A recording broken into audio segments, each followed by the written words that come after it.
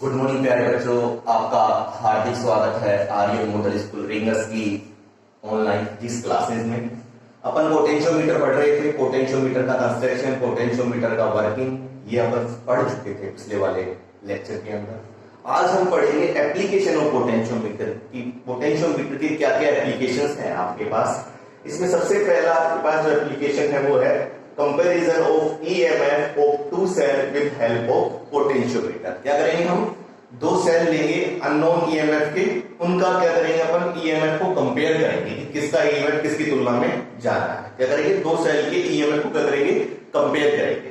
ठीक है, तो पोटेंशियोमीटर के बारे में हम पढ़ चुके। सबसे पहले बात अपने पास क्या होता है, बहुत सारे वायर्स होते हैं। इसमें अपन सबसे पहले एक ही वायर को अपन समझाने में दिखाते हैं। तो ये अपने पास ए बी क्या है, पोटेंशियोमीटर का वायर है आपके पास।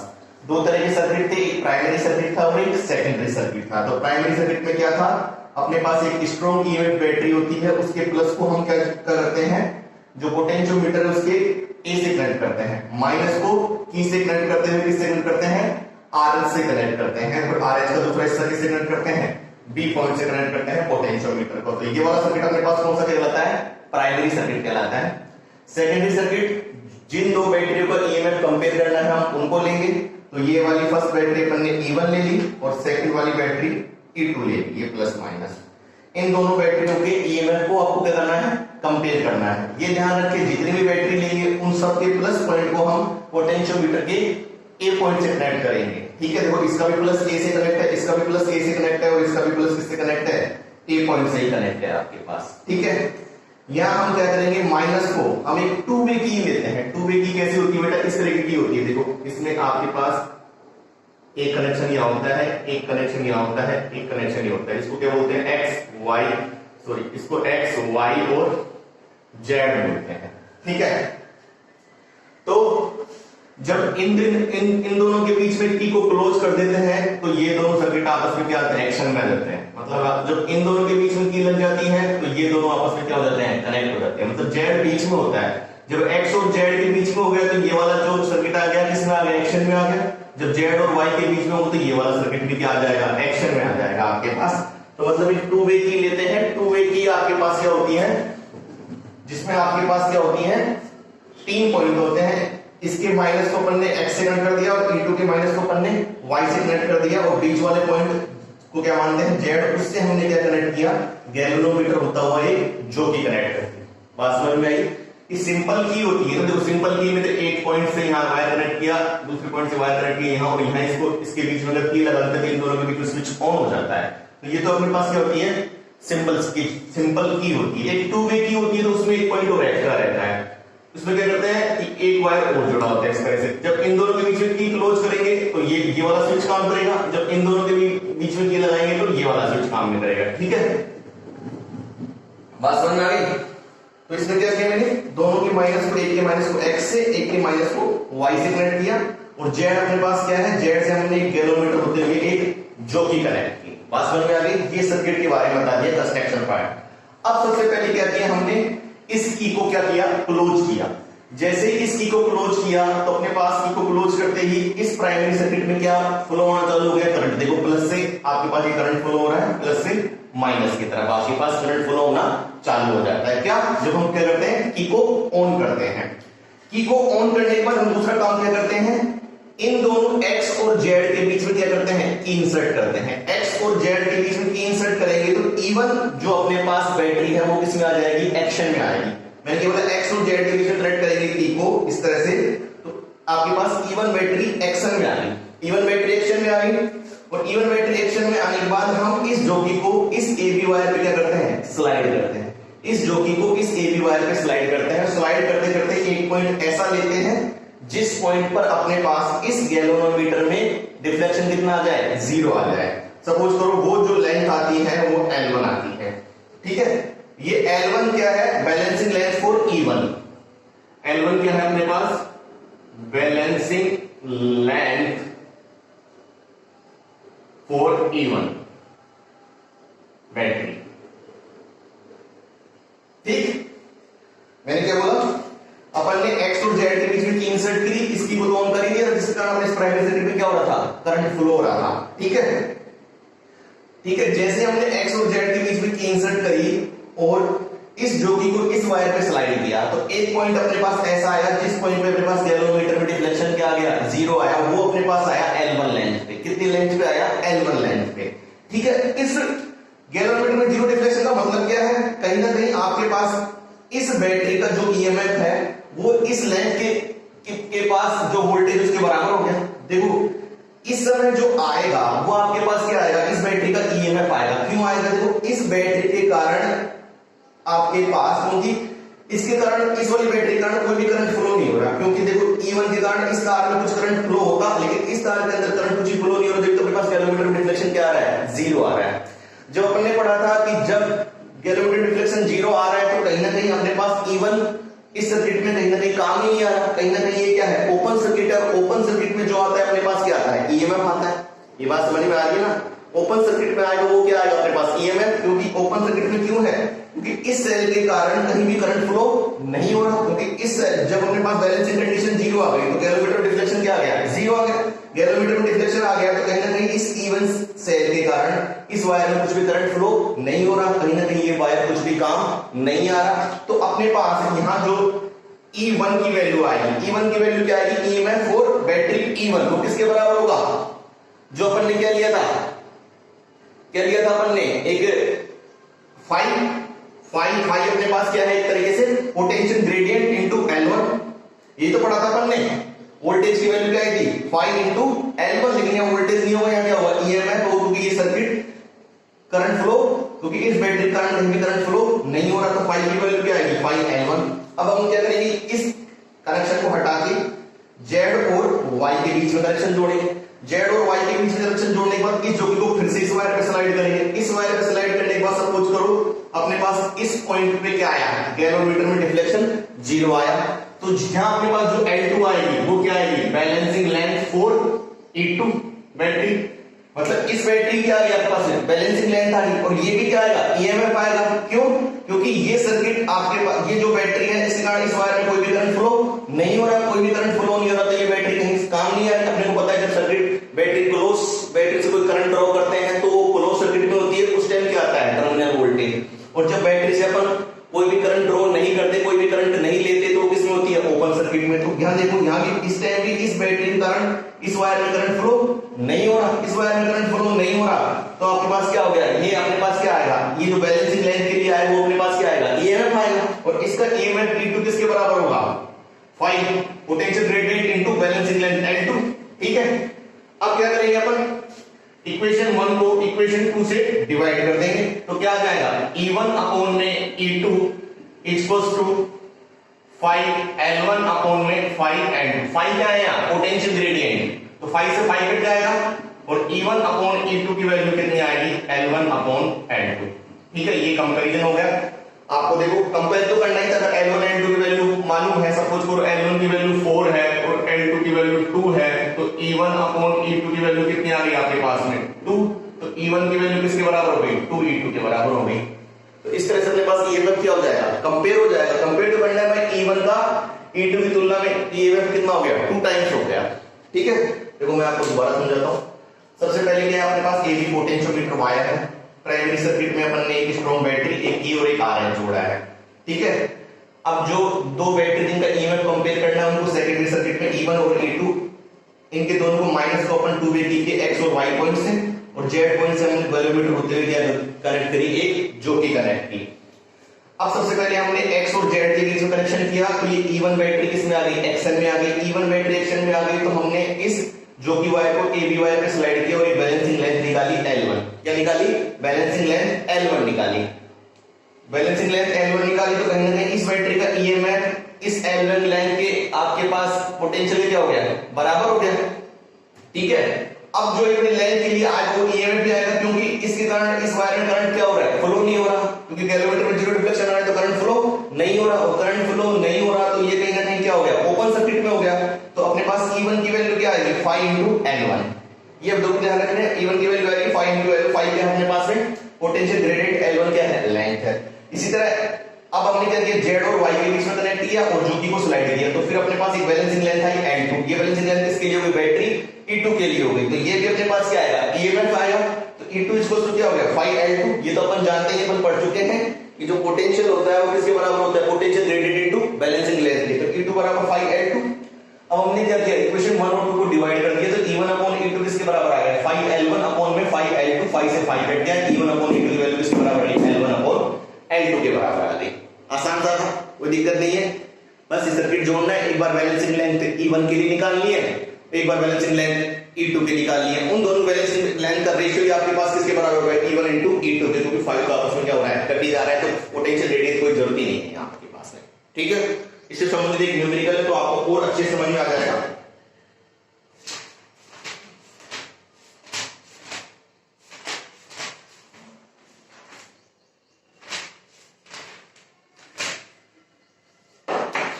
एक क्वेश्चन है, मैं आपको करके दिखाता हूं इधर।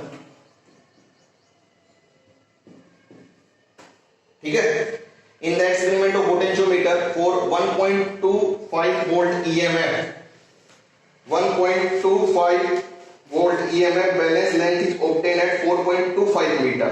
ठीक है, EMF दे रखा है आपको कितना, सपोज करो E1 कितना दे रखा है 1.25 वोल्ट,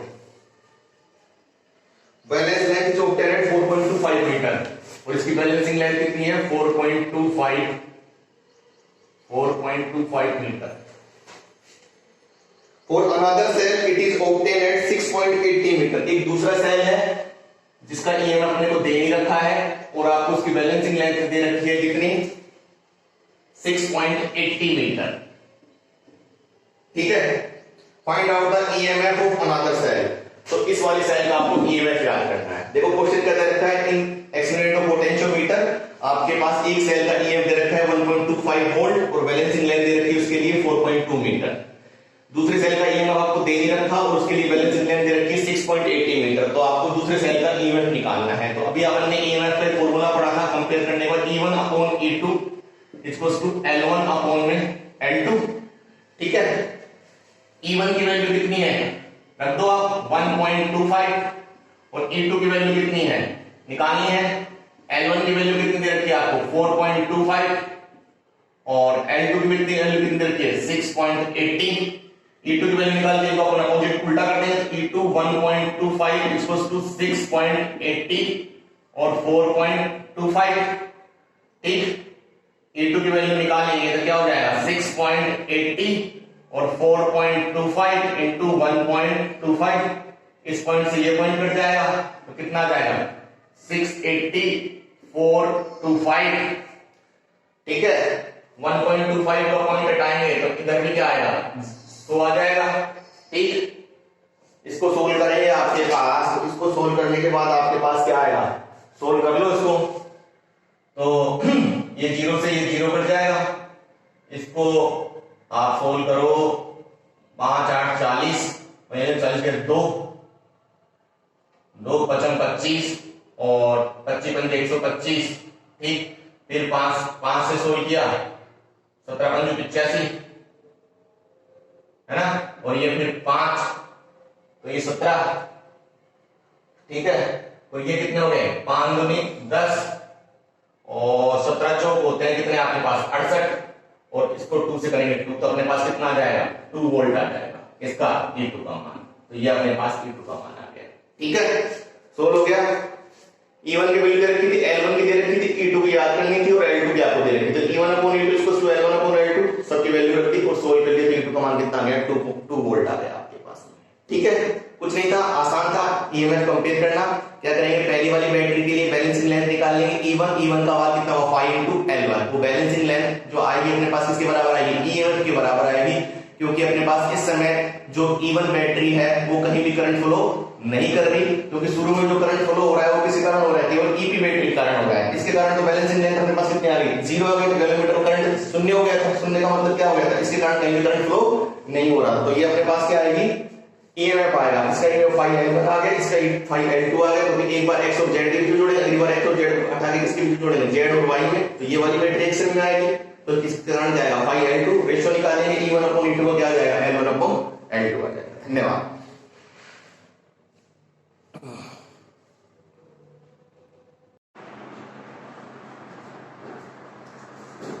जो बेटा अगला एप्लीकेशन है आपके पास वो है determination of internal resistance of cell. अब हमें क्या निकालना है कि एक सेल का इंटरनल रेजिस्टेंस फाइंड आउट करना है। तो इसके लिए वही हमने सबसे पहले सर्किट बनाया।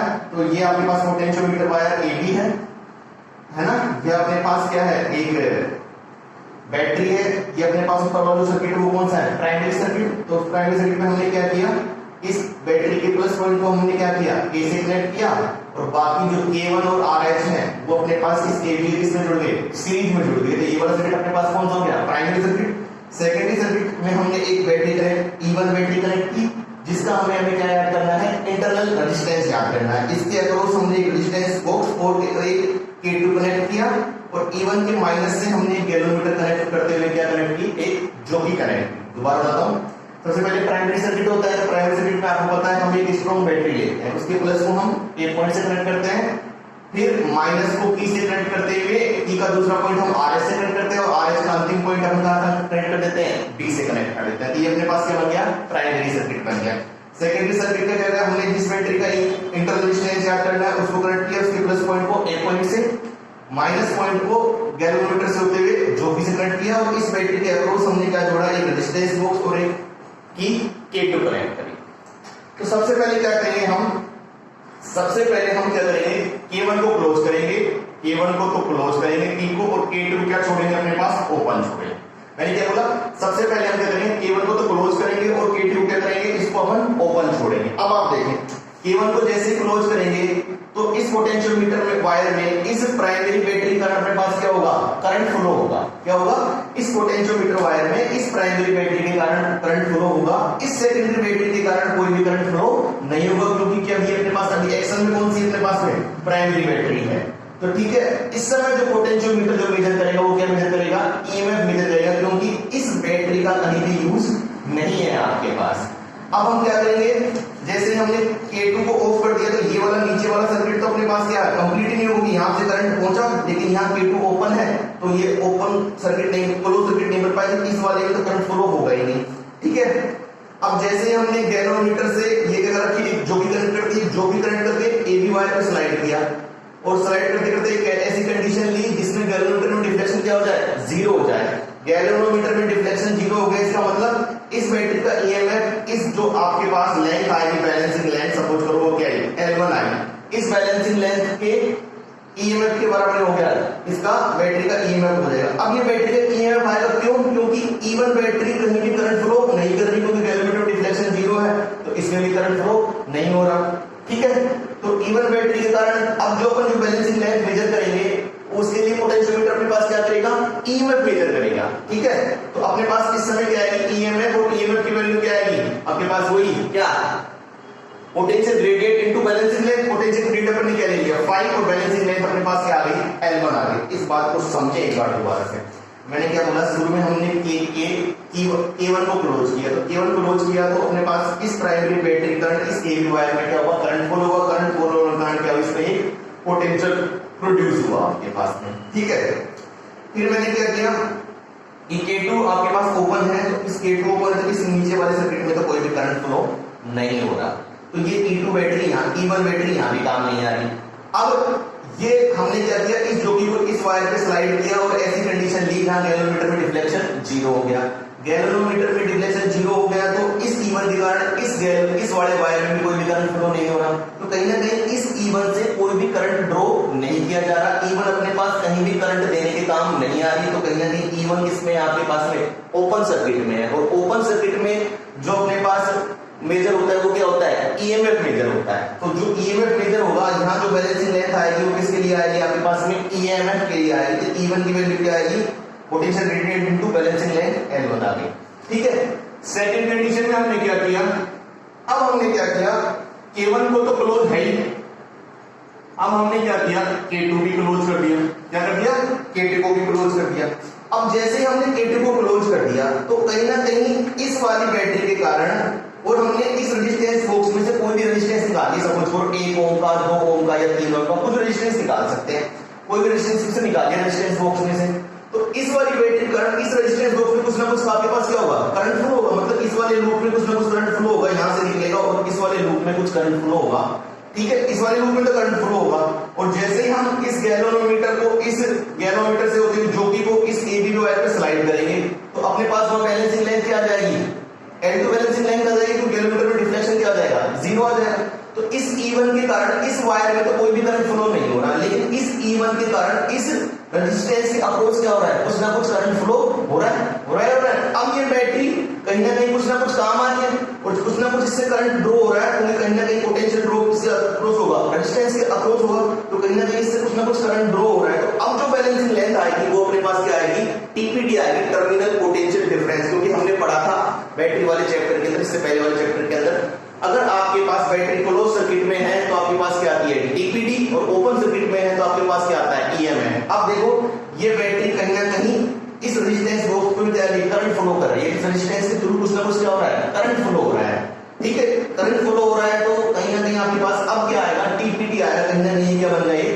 क्लोज सर्किट बन गया। अब जो आपके पास वोल्टेज आएगी, जो ईएमएफ ना के क्या आएगी, वोल्टेज आएगी, पोटेंशियल, वो आएगा वी। V का मान अपने पास क्या हो गया, V का मान अपने पास क्या हो गया, K इंटू L2। अब यहाँ आपने K माना या फाई माना, फाई मान सकते हो, K भी मान सकते हो, अगर आपने ध्यान दो तो वहां बोर्ड पोटेंशियल ग्रेडियंट से अपने K माना था, तो यहाँ भी क्या लिख लेंगे, K लिख लेंगे, और इसमें भी K लिख लेंगे। आप पिछले वाले वीडियो में सही कर लें, जो पोटेंशियल ग्रेडियंट को हम फाई से भी शो कर सकते हैं और K से भी शो कर सकते हैं, चाहे तो आप K से शो करो, चाहे आप फाई से शो करें। पोटेंशियल ग्रेडियंट क्या होता है, पोटेंशियल पर यूनिट लेंथ, ठीक है। तो V की वैल्यू अपने पास क्या आ गई, K इंटू L2 है, ये अपने पास आ गई, अपने पास E की और V की वैल्यू आ गई। अब देखो हमने पिछले वाले चैप्टर में पढ़ा था कि जैसे अपने पास ये बैटरी एक E1 है, ठीक है, ये इसका कुछ ना कुछ इंटरनल रेजिस्टेंस R है, और ये अपने पास क्या है, एक्चुअल रेजिस्टेंस कैपिटल R है। अब करंट यहां से यहां फ्लो हो रहा है, तो इसके अप्रोच कुछ ना कुछ पोटेंशियल ड्रॉप होगा, तो इसके अप्रोच जो वोल्टेज होगी वो क्या कहलाएगी, टर्मिनल पोटेंशियल डिफरेंस, ठीक है, क्योंकि कहीं ना कहीं क्या है, इसका इंटरनल रेजिस्टेंस है, तो उसका फॉर्मूला क्या पड़ता है, ईएमएफ का V प्लस IR, याद होगा आपको। तो अपने को R की वैल्यू याद करनी थी, क्या हो जाएगी, E माइनस V अपॉन में I, और I अपने पास क्या है, करंट अक्रॉस एक्चुअल रेजिस्टेंस, जो होता है V बराबर क्या होता है, IR, तो I बराबर क्या होगा आपके पास में, V अपॉन R, तो इसको क्या लिख दिया, V अपॉन R, तो स्मॉल r की वैल्यू आ गई E minus V upon V into R, ठीक है। बात समझ में आई क्या, मैंने क्या बोला, ये अपने पास एक बैटरी है, ये इसका रेजिस्टेंस स्मॉल r है, ये अपने पास एक्चुअल रेजिस्टेंस, जिसके थ्रू अब इस बैटरी का कुछ ना कुछ करंट फ्लो होगा, तो इसके अक्रॉस जो वोल्टेज आएगी वो क्या आएगी, टर्मिनल पोटेंशियल डिफरेंस, ठीक है। तो टर्मिनल पोटेंशियल डिफरेंस आएगा, तो हमने पढ़ा था जो ईएमएफ होता है वो V plus inter resistance V plus IR के बराबर होता है, याद होगा आपको, है ना। तो R की वैल्यू निकालनी है तो क्या होगा, E minus V upon I की वैल्यू पर क्या लिख सकते हैं, V अपॉन में R, तो V अपॉन में R, E minus V upon में V इंटू R, किसकी वैल्यू आ गई, R की वैल्यू। अब इस फॉर्मूले से हम क्या निकालेंगे, स्मॉल r की वैल्यू निकालेंगे। E की वैल्यू अपने पास क्या आई, K L1, V की वैल्यू क्या आई, माइनस K L2, ठीक है, और फिर V की वैल्यू क्या आई, K L2 इंटू R की वैल्यू आ गई, K तो पूरे में कॉमन आ जाएगा, तो क्या आ जाएगी, L1 minus L2 upon L2 into R। अब देखो L1 की वैल्यू आएगी कब, जब अपन इस K2 को ओपन रखेंगे, तो जो बैलेंसिंग लेंथ आएगी वो अपने पास कौन सी आएगी, L1 आएगी। L2 कौन सी आएगी, जब इस K2 को K1 दोनों को क्लोज रखेंगे तो बैलेंसिंग लेंथ आएगी वो अपने पास कौन सी आएगी, L2, तो L1 L2 की वैल्यू आ जाएगी आपके पास, और R अपने पास रेजिस्टेंस बॉक्स से जो अपन रेजिस्टेंस निकाला है वो अपने पास क्या हो जाएगा, R हो जाएगा। इस तरह से अपने पास इसकी वैल्यू आ जाएगी, आपके पास में इंटरनल रेजिस्टेंस की वैल्यू आ जाएगी। बस कॉन्सेप्ट ये ध्यान रखना है, जब K1 को क्लोज करेंगे और K2 को ओपन रखेंगे तो अपने पास क्या आएगा, ईएमएफ आएगा। क्यों आएगा, कि इस बैटरी के कारण कहीं भी करंट फ्लो नहीं हो रहा, केवल इस समय अपने पास प्राइमरी बैटरी ही किसमें है, वर्किंग कंडीशन में है। लेकिन जैसे अपन ने K1 K2 दोनों को क्लोज किया तो अपने पास ये नीचे वाला सर्किट क्या आ गया, वर्किंग कंडीशन में आ गया, तो इसके अक्रॉस कुछ ना कुछ आपके पास क्या होगा, करंट फ्लो होगा।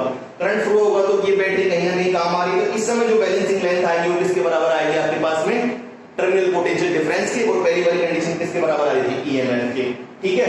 ये आपको ध्यान ही है, फॉर्मूला पहले पढ़े थे, स्मॉल r का फॉर्मूला क्या होता है, E माइनस V अपॉन में V इंटू R, E की वैल्यू रखी अपन ने KL1, V की KL2 अपॉन में KL2 इंटू R अपने पास का है, किस रेजिस्टेंस ग्रुप से जो रेजिस्टेंस निकाल रहे हैं, 1 ओम का, 2 ओम का, 3 ओम का, जो भी चाहे निकाल सकते हैं आप, वो अपने पास R हो जाएगा, और इस तरह से अपने पास किसकी वैल्यू आ जाएगी, इंटरनल रेजिस्टेंस की वैल्यू आ जाएगी। Thank you.